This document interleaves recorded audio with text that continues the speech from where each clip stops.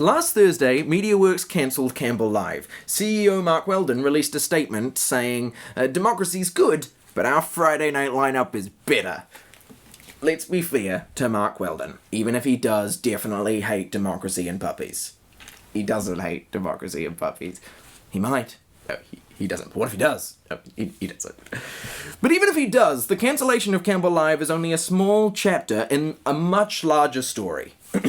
Once upon a time, the NZBC was the only channel in the land. Yes, the NZBC. Slightly more interesting than being dead, but slightly less interesting than being in a coma. The NZBC was owned by the state, but that didn't mean it was subservient establishment broadcasting. It was essentially subservient establishment broadcasting. I stand corrected. But in the 1970s, the decision was made that TVNZ should be run by people with long hair.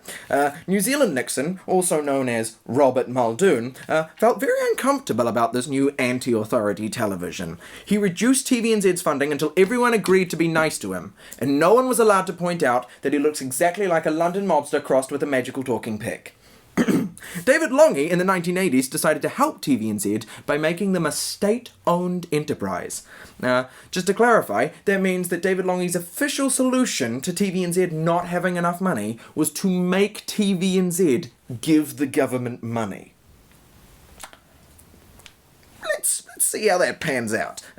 Turns out that TV news became a ratings war. With a profit motive and new competition, stories in the public interest took a backseat to stories about explosions and cats. Certain stories that perhaps weren't as attractive to the viewer, but were nonetheless worthy, might have been put to one side in favour of something that was a bit more, hey Martha.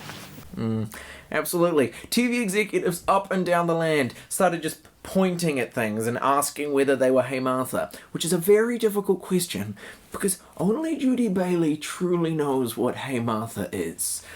New Zealand On Air then stepped in to defend public journalism. In 2012, they spent nearly $500,000 on a single documentary series covering, and I quote, immigration from a Māori perspective.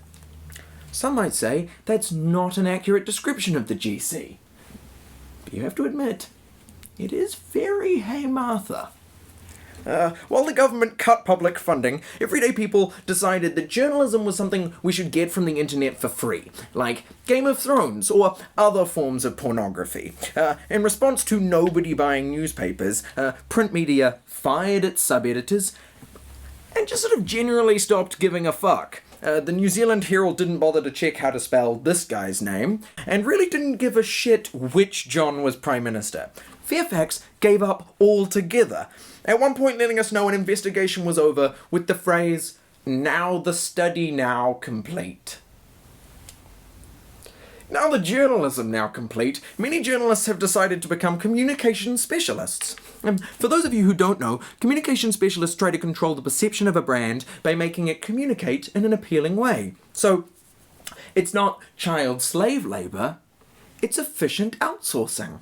And it's not lying, it's communications. Award-winning investigative journalist Phil Kitchen recently left Fairfax to work as a communications advisor, and his fellow journalists were shocked. They were shocked. In much the same way that you'd be shocked to see someone leave the Titanic for a lifeboat full of money. With so many journalists looking for work in communications, it's perhaps unsurprising that they seem baffled by everything else. The political news has become people talking about how effectively each party uses communications rather than politics. Talking about the recent budget, Patrick Gower said it was weak economics but clever politics. No! No, it isn't! Clever policy is clever politics. Bad policy is bad politics, and it's supposed to be your job to tell us that! A lot of blogs just publish press releases without even writing articles. Cameron Slater allegedly just wrote Cameron Slater at the end of a blog post attacking a researcher who'd stood up to the alcohol industry, which was very difficult for me to hear because, as we all know, I'm deeply in love with Cameron Slater.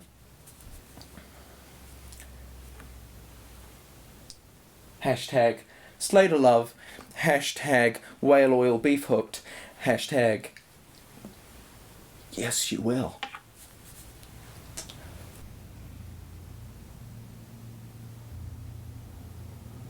Of course, even in these tough times with almost no public funding, and with each journalist determined to be more Hey Martha than the next, there is still good journalism. Unfortunately, there just isn't enough money to make mainstream journalism good. Who knows, maybe in the near future there'll be a different source of news that'll be both popular and in public service. But it doesn't look like it's going to happen anytime soon. So, in the meantime, there's only one thing left to say. Ka kite anō, and a very good evening indeed.